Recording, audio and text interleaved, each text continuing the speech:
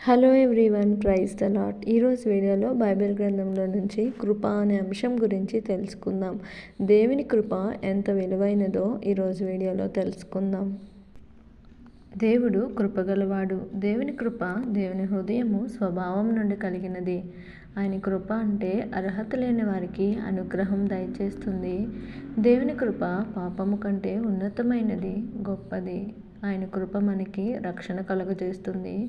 దేవుని కృప సజీవమైనది, జీవితాన్ని మార్చగలిగినది. ఆయన కృప ప్రతి పరిస్థితికి సరిపోతుంది. ఆయన కృప విరిగి నలిగిన ప్రజలను బాగు చేస్తుంది. ఆయన కృప యేసుక్రీస్తులో ప్రత్యక్షపరచబడింది. దేవుని కృప కృతజ్ఞత, విధేయతను మనకి కలిగిస్తుంది. దేవుని కృప విశ్వాసులను నిత్య మహిమకు నడిపిస్తుంది.